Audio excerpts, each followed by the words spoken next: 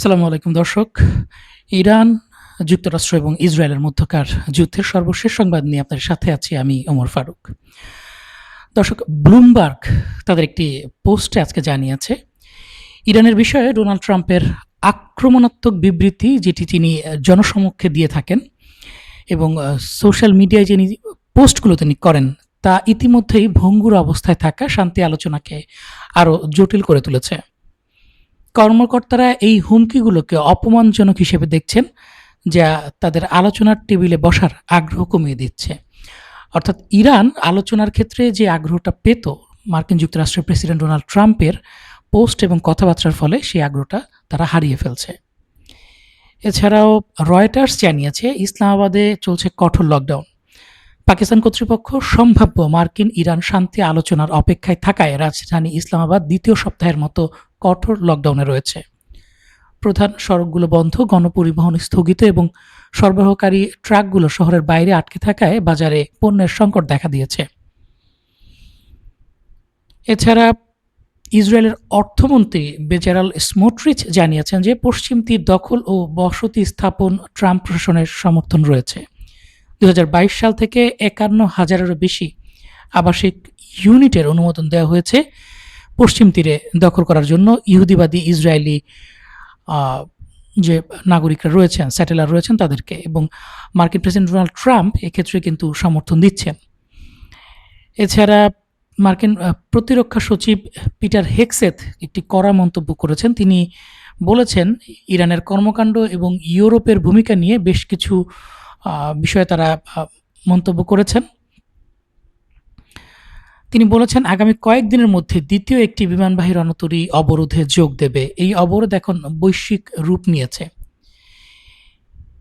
তিনি ইরানের সামরিক বাহিনীকে জলদস্যু দল হিসেবে আখ্যায়িত করেছেন এবং বলেছেন তারা সাধারণ বাণিজ্যিক জাহাজে হামলা চালাচ্ছে। তিনি হুঁশিয়ারি দিয়ে বলেন ইরান যদি জলপথে মাইন স্থাপন করে বা মার্কিন স্বার্থে আঘাত করে তবে সরাসরি ধ্বংস করার নির্দেশ দেয়া আছে। হেগসেথ ইউরোপের অলসতার সমালোচনা করে বলেন বিনামূল্যে সুবিধা নেয়ার দিন শেষ। হরমুজ প্রণালী আমেরিকার চেয়ে ইউরোপের জন্য বেশি গুরুত্বপূর্ণ, তাই তাদের কেবল আলোচনা না করে সরাসরি মাঠে নামা উচিত। এদিকে ইরানের পররাষ্ট্রমন্ত্রী আব্বাস আরাকচি আজ শুক্রবার 24 এপ্রিল থেকে ইসলামাবাদ, মাস্কাট এবং মস্কো সফর শুরু করবেন বলে জানিয়েছে আইআরআইবি। এছাড়া সংযুক্ত আরব আমিরাতের প্রেসিডেন্ট মোহাম্মদ বিন জায়েদের উপদেষ্টা আনোয়ার গার্গাস সাফ জানিয়ে দিয়েছেন যে 2800 মিসাইল ও ড্রোনের হামলার পর ইরানের ওপর আস্থা রাখা সম্ভব নয়।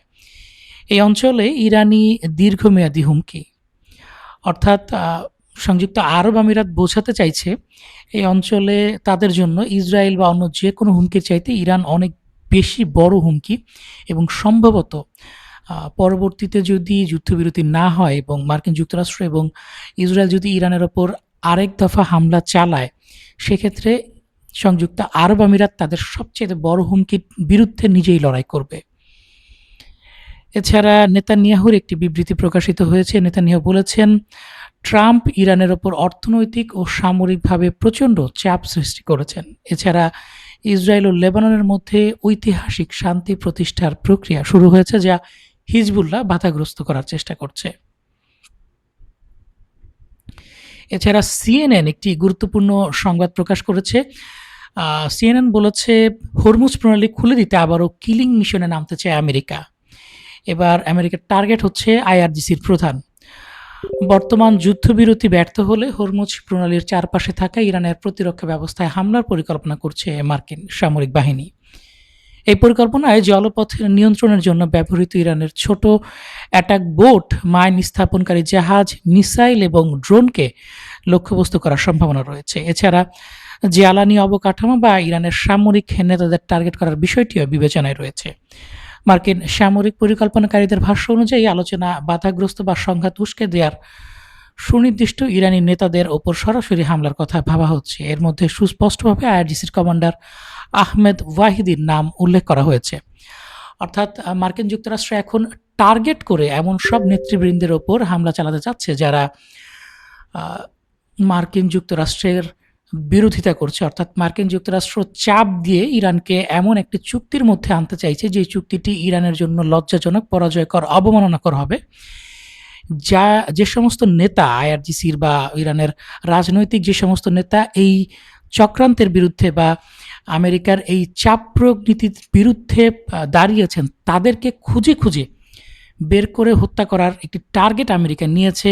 এবং এই টার্গেটে যদি আমেরিকা স্থির থাকে তাহলে নিশ্চিতভাবে বলা যায় যে সামনে যে আলোচনাটি আসতে যাচ্ছে মার্কিন যুক্তরাষ্ট্র এবং ইরানের মধ্যে যুদ্ধবিরতি সম্প্রসারণ এবং শান্তি চুক্তির বিষয়ে, যুদ্ধ বন্ধের চুক্তির বিষয়ে, সেটি থেকে খুব একটা ভালো ফলাফল আশা করা যায় না। এছাড়া ব্লুমবার্গ জানিয়েছে হরমুজ প্রণালীতে মার্কিন অবরোধ সত্ত্বেও ইরান ট্যাঙ্কারে তেল বোঝাই অব্যাহত রেখেছে। স্যাটেলাইট চিত্র এবং জাহাজ চলাচলের তথ্যের বরাত দিয়ে এটি ব্লুমবার্গ জানিয়েছে। ইরান কিন্তু তাদের যে অর্থনৈতিক কর্মকাণ্ড আছে সেটি কিন্তু পুরোদমে চালিয়ে যাচ্ছে। তাদেরকে কিন্তু এখনও পর্যন্ত মার্কিন যুক্তরাষ্ট্র যতটাই চাপ দিক তাদের ইরানকে তার অর্থনৈতিক কর্মকাণ্ড থেকে নিবৃত্ত করতে পারেনি। এছাড়া মার্কিন যুদ্ধমন্ত্রী পিট হেগসেথ একটি মজার মন্তব্য করেছেন। তিনি বলেছেন একমাত্র যে প্রতিষ্ঠানটি প্রতি বছর নোবেল শান্তি পুরস্কার পাওয়া উচিত তা হচ্ছে মার্কিন যুদ্ধ মন্ত্রণালয় বা পেন্টাগন। আমরা হেগসেথের ছবিটি আপনাদেরকে দেখাচ্ছি। তিনি কিন্তু বিশ্বাস করেন যে আমেরিকার যুদ্ধ মন্ত্রণালয় প্রতি বছর গণহারে এই নোবেল পুরস্কার পাওয়া উচিত। যারা ফিলিস্তিনে লাখো মানুষকে, নারী শিশুকে হত্যা, নিরপরাধ বেসামরিক মানুষকে হত্যার জন্য অনবরত অস্ত্র সরবরাহ করছে, যারা ইরাকে লক্ষ লক্ষ ইরাকি হত্যা করেছে, যারা আফগানিস্তানে 20 বছর ধরে লক্ষাধিক মানুষ হত্যা করেছে, যারা পৃথিবীর বিভিন্ন দেশে গণহত্যা চালিয়েছে, যারা একমাত্র পারমাণবিক বোমা ব্যবহার করে জাপানের মতো একটি দেশকে, যেটা যুদ্ধের প্রায় শেষ মুহূর্তে, যেটা প্রয়োজন ছিল না পারমাণবিক বোমা সাধারণ মানুষের উপর ব্যবহার করার রেকর্ড যে দেশটির বিরুদ্ধে আছে, সেই দেশটির যুদ্ধ মন্ত্রণালয়ের প্রতি বছর নোবেল পুরস্কার পাওয়া উচিত বলে মন্তব্য করেছেন মার্কিন যুদ্ধমন্ত্রী পিট হেগসেথ।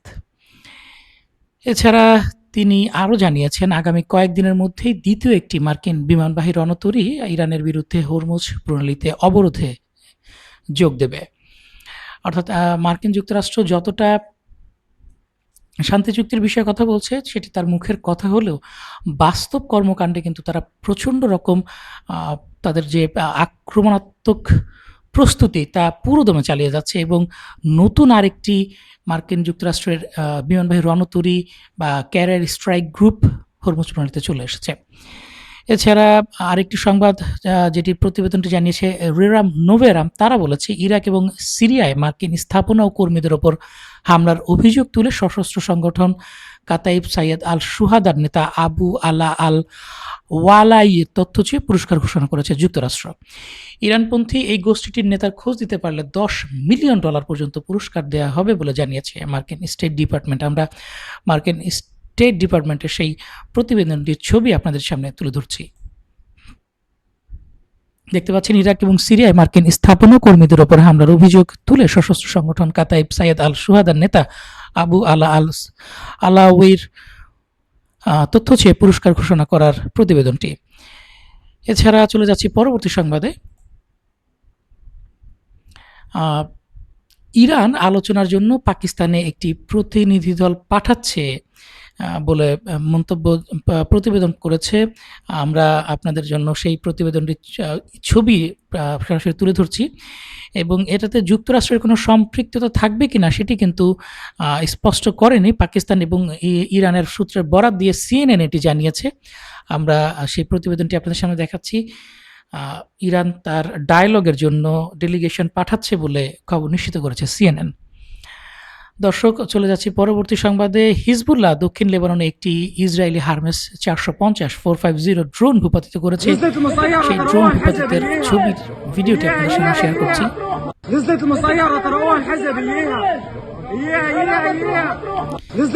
দেখছিলেন ইসরায়েলি হারমেস ড্রোন ভূপাতিত হওয়ার ভিডিও ফুটেজটি। ইসরায়েল যুদ্ধবিরতি যতই বলুক মুখে, তারা কিন্তু অনবরত তাদের সার্ভেইলেন্স, তাদের যে আক্রমণ জারি রেখেছে এবং এর বিরুদ্ধে হিজবুল্লাহ কিন্তু ইসরায়েলের বিরুদ্ধে রকেট নিক্ষেপ করছে। এছাড়া রয়টার্স পাকিস্তান সরকারের একটি সূত্রের বরাত দিয়ে জানিয়েছে, ইরানের পররাষ্ট্রমন্ত্রী আব্বাস আরাকচি আজ পাকিস্তানের ইসলামাবাদে আসবেন, অর্থাৎ শুক্রবার। আপনারা যখন এই ভিডিওটি দেখবেন ততক্ষণে শনিবার হয়ে গিয়েছে। এটি শুক্রবারের সর্বশেষ সংবাদ। এছাড়া আরেকটি সংবাদ প্রকাশিত হয়েছে। মার্কিন সিনেটর বার্নি স্যান্ডার্স জানিয়েছেন, মার্কিন প্রেসিডেন্ট পদ ব্যবহার করে ট্রাম্প পরিবার $4 বিলিয়ন আয় করেছে। একে নজিরবিহীন ক্রিপ্টোক্রেসি বা রাষ্ট্রীয় সম্পদ লুণ্ঠন বলে মার্কিন সিনেটর বার্নি স্যান্ডার্স মন্তব্য করেছেন। আয়ের শীর্ষে থাকা ক্রিপ্টোকারেন্সি খাত থেকে এসেছে $3.02 বিলিয়ন। এছাড়া পারস্য উপসাগরীয় দেশগুলোর সাথে হওয়া চুক্তি থেকে $425.8 মিলিয়ন এবং কাতারের দেয়ার বিমান থেকে $150 মিলিয়ন আয় হয়েছে। আমরা বার্নি স্যান্ডার্সের সেই পোস্টটি আপনাদের সামনে তুলে ধরছি। দর্শক, দেখছিলেন ট্রাম্প কিভাবে রাষ্ট্রীয় পদ বা প্রেসিডেন্সি ব্যবহার করে $4 বিলিয়ন নিজের এবং পরিবারের জন্য সম্পদ আয় করেছেন। এছাড়া রয়টার্স জানিয়েছে, ইরানের সাথে যুদ্ধ নিয়ে মতভেদের জেরে ন্যাটো মিত্রদের ওপর চাপ সৃষ্টি করার সম্ভাব্য উপায় খুঁজছে যুক্তরাষ্ট্র। সম্প্রতি পেন্টাগনের একটি অভ্যন্তরীণ ইমেইলে এই বিষয়ে বেশ কিছু প্রস্তাব উঠে এসেছে।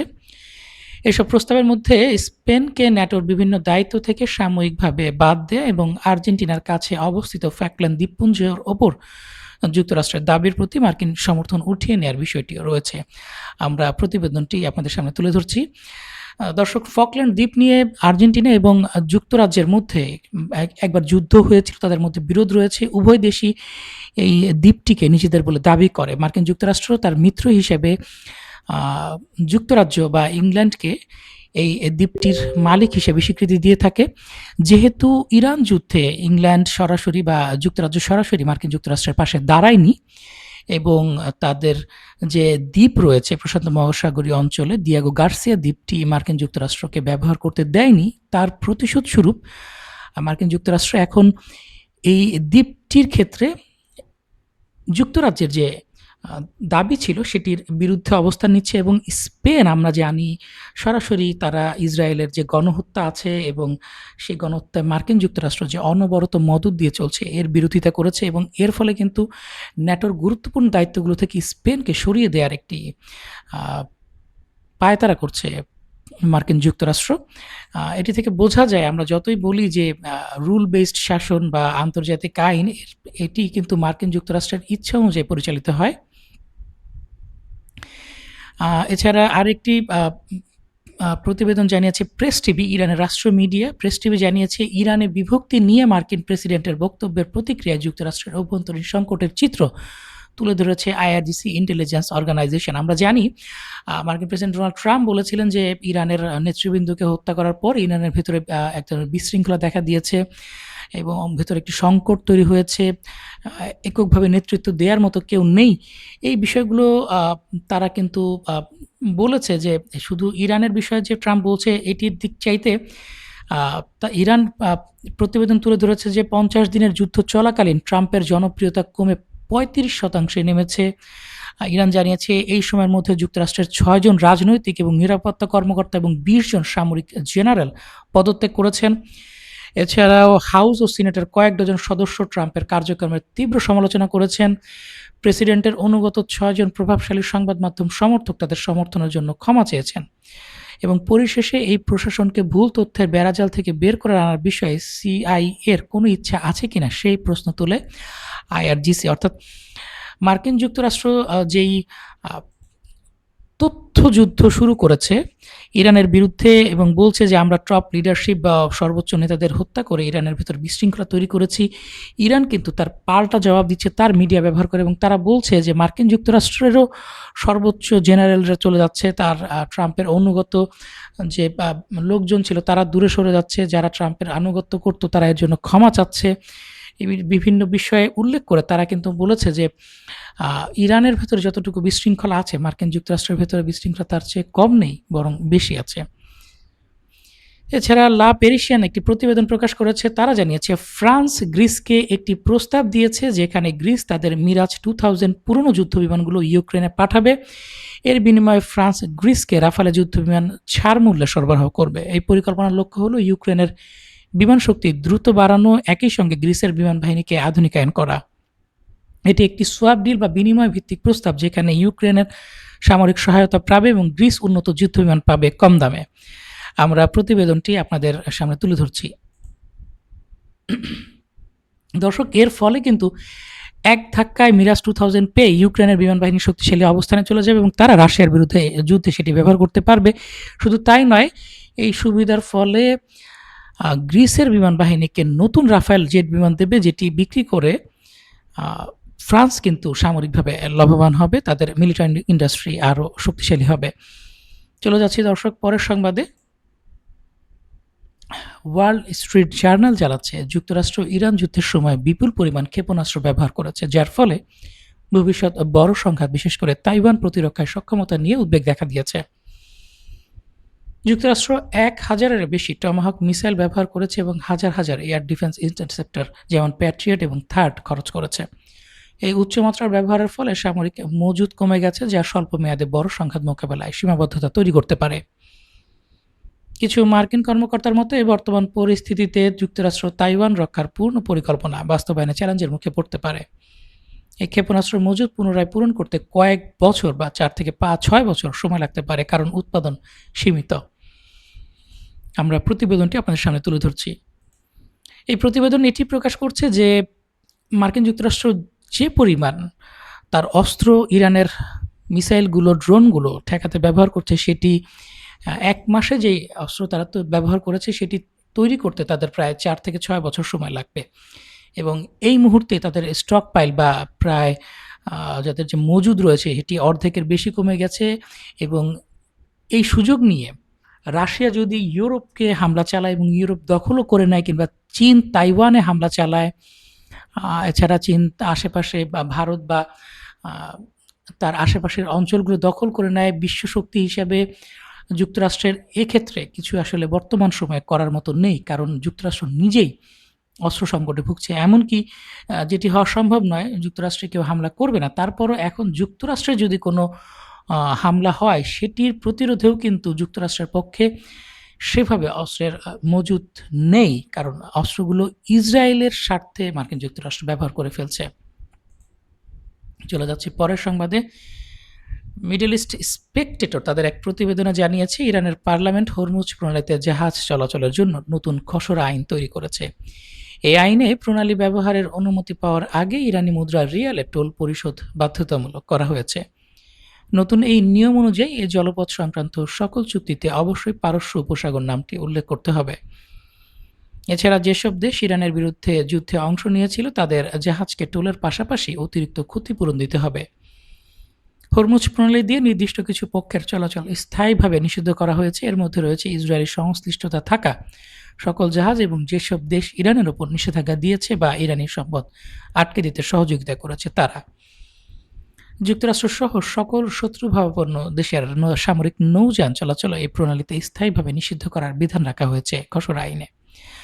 অর্থাৎ যুক্তরাষ্ট্র কিন্তু দুঃখিত, ইরান কিন্তু একটি ব্যবস্থা তৈরি করে নিয়েছে, যেখানে ইরানের হরমুজ প্রণালী পার হতে হলে ইরানি মুদ্রাই তাদের টোল পরিশোধ করতে হবে, এবং যে সমস্ত দেশ ইরানের বিরুদ্ধে শত্রুতামূলক অবস্থান নিয়েছে তাদের নৌযান চলাচল সম্পূর্ণরূপে বন্ধ করে দেওয়া হয়েছে। দর্শক, চলে যাচ্ছি পরের সংবাদে। যুদ্ধবিরতি লঙ্ঘনের জবাবে ইসরায়েলি সীমান্ত সংলগ্ন সতুল বসতি বা মেতুলা বসতি লক্ষ্য করে 5টি রকেট ছুড়েছে হিজবুল্লাহ। সাময়িক যুদ্ধবিরতি কার্যকর হওয়ার পর ইসরায়েলের বিরুদ্ধে এটি প্রথম রকেট হামলা বলে জানিয়েছে মিডল ইস্ট স্পেকটেটর। আমরা আপনাদেরকে হামলার ভিডিও ফুটেজটি দেখাচ্ছি।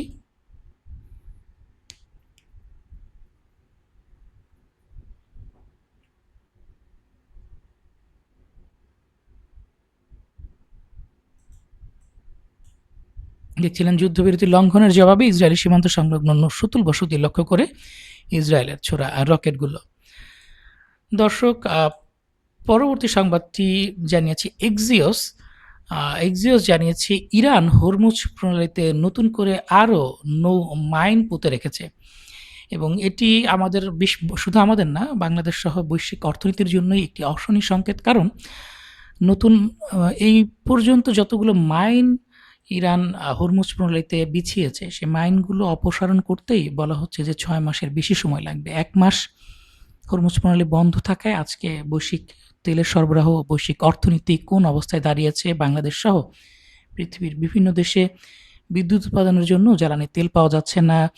এমনকি বিমান চলাচল প্রায় শূন্যের দিকে নেমে আসছে, কারণ জেট ফুয়েল বা গ্যাসোলিন যেটা ব্যবহার করা হয় জেট ফুয়েল হিসেবে, সেটির সংকট দেখা দিয়েছে। বলা হচ্ছে যে ২ সপ্তাহ পর বিমান চলাচল প্রায় বন্ধ হয়ে যাবে, কারণ বিমানের জ্বালানি থাকবে না।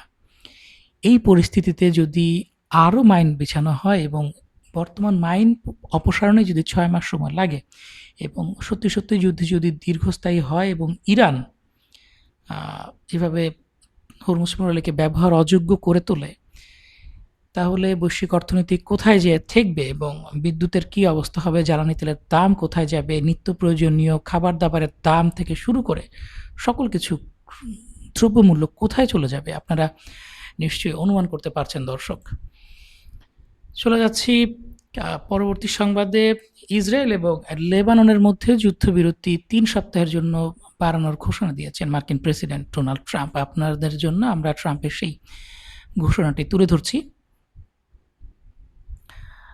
দেখছিলেন মার্কিন প্রেসিডেন্ট ডোনাল্ড ট্রাম্পের যুদ্ধবিরতি বৃদ্ধির সেই পোস্টটি। চলে যাচ্ছি পরের সংবাদে। মার্কিন প্রেসিডেন্ট ডোনাল্ড ট্রাম্প কিন্তু প্রেস দ্য মিট বা সংবাদ মাধ্যমের মুখোমুখি হয়েছিলেন এবং তাকে সেখানে জিজ্ঞেস করা হয়েছিল, একজন রিপোর্টার তাকে জিজ্ঞেস করেছিল, আপনি কি ইরানের বিরুদ্ধে পারমাণবিক অস্ত্র ব্যবহার করবেন? জবাবে ট্রাম্প বলেন, না, কি বোকার মতো প্রশ্ন, আমার এটা কেন দরকার হবে? এছাড়াও রিপোর্টার জিজ্ঞেস করেছিলেন, ইরানের যুদ্ধ শুরু হওয়ার পর ৮ সপ্তাহ হয়ে গেছে, আপনি প্রথমে বলেছিলেন 4 থেকে 6 সপ্তাহ লাগবে। তখন ট্রাম্প বলেছিলেন, আমি একটু বিরতি নিয়েছিলাম। আমরা ট্রাম্পের সেই প্রেস দ্য মিটটি আপনাদের সামনে তুলে ধরছি। দেখছেন ট্রাম্পের রিপোর্টারদের প্রশ্নের জবাবে ট্রাম্প যে কথাগুলো বলছেন তার একটি ভিডিও ফুটেজ। দর্শক, চলে যাচ্ছি পরের সংবাদে।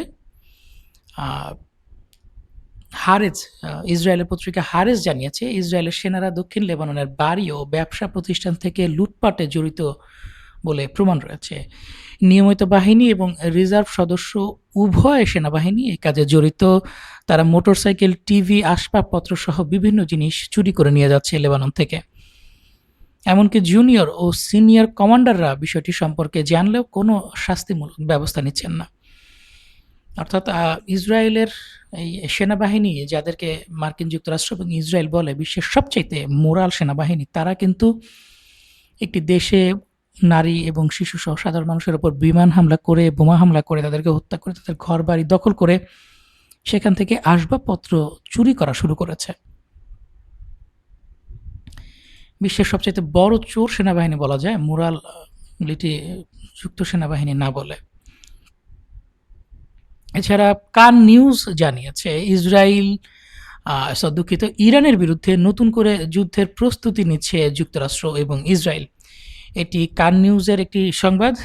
যদিও একই সময় পর্দার আড়ালে পাকিস্তানে আলোচনার ব্যবস্থা করার চেষ্টা চলছে। এদিকে ইসরায়েলি কর্মকর্তারা কোনো চুক্তি হওয়ার ব্যাপারে আশা করছেন না, কারণ ইরান তাদের পারমাণবিক কর্মসূচি নিয়ে আপোষ করতে অনিচ্ছুক বলে ধারণা করা হচ্ছে। একই সঙ্গে হরমুজ প্রণালী ঘিরে উত্তেজনা আরও বেড়েছে, যা পরিস্থিতিকে জটিল করছে।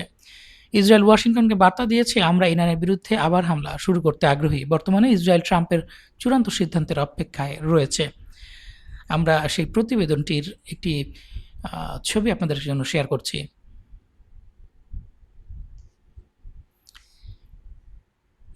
দেখছিলেন কান নিউজের প্রতিবেদন, যেখানে দাবি করা হচ্ছে ইরানের বিরুদ্ধে নতুন করে যুদ্ধের প্রস্তুতি নিচ্ছে যুক্তরাষ্ট্র এবং ইসরায়েল।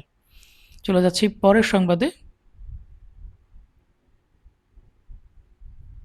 মধ্যপ্রাচ্যে সামরিক উপস্থিতি বাড়িয়েছে যুক্তরাষ্ট্র, এই প্রতিবেদনটি জানিয়েছে কান নিউজ। যুক্তরাষ্ট্র মাত্র গত একদিনে মধ্যপ্রাচ্যে তাদের সামরিক উপস্থিতি জোরদার করেছে, যেখানে অতিরিক্ত FA-18 হর্নেট যুদ্ধবিমান, আকাশে জ্বালানি সরবরাহকে বিমান এবং বিমান প্রতিরক্ষা ব্যবস্থা মোতায়েন করা হয়েছে। একই সময়ে ইসরায়েল নতুন করে যুদ্ধ শুরু হওয়ার সম্ভাবনাও বিবেচনা করছে। এই পরিস্থিতিতে নেতানিয়াহু আজ রাতে একটি জরুরি নিরাপত্তা বৈঠক করছেন বলে জানিয়েছে কান নিউজ। চলে যাচ্ছি পরের সংবাদে। আহ, মার্কিন প্রেসিডেন্ট ডোনাল্ড ট্রাম্প একটি মন্তব্য করেছেন। তিনি বলেছেন, আমার হাতে প্রচুর সময় রয়েছে, কিন্তু ইরানের হাতে সময় নেই, ইরানের সময় ফুরিয়ে আসছে। এটি দ্বারা ট্রাম্প কি বোঝাতে চেয়েছেন, তিনি কি ইরানে হামলা করতে চাচ্ছেন কিনা বা এই ধরনের ইঙ্গিত দিচ্ছেন, এবং ট্রাম্প প্রতিবার আলোচনার আগে এই ধরনের প্রচণ্ড চাপ তৈরি করার চেষ্টা করেন যাতে ইরানকে একটি অপমানজনক বা অবমাননাকর শান্তি চুক্তির দিকে ঠেলে দেওয়া যায়। এছাড়া মেরিন ট্রাফিকের বরাত দিয়ে নিউ ইয়র্ক টাইমস জানিয়েছে, আজ মার্কিন বাহিনীর আটক করা ইরানি তেল ট্যাঙ্কারটি ইরান থেকে চীনে তেল নিয়ে যাচ্ছিল। অর্থাৎ এই তেলটি কিন্তু চীনে যাওয়ার কথা ছিল, যেটি মার্কিন যুক্তরাষ্ট্র আটক করেছে। এছাড়া মার্কিন বিমানবাহী রণতরী জর্জ এইচ.ডব্লিউ. বুশ ভারত মহাসাগর থেকে পারস্য উপসাগরের আশেপাশের এলাকায় এসে পৌঁছেছে বলে একটি খবর প্রকাশিত হয়েছে। দর্শক, এই ছিল এই মুহূর্তে ইরান, ইসরায়েল এবং যুক্তরাষ্ট্রের মধ্যকার যুদ্ধের সর্বশেষ সংবাদ। আমরা পরবর্তী সংবাদ নিয়ে আবারও লাইভে হাজির হব আপনাদের সাথে ইনশাআল্লাহ। সাথে থাকবেন, ভালো থাকবেন। আল্লাহ হাফেজ। আসসালামু আলাইকুম।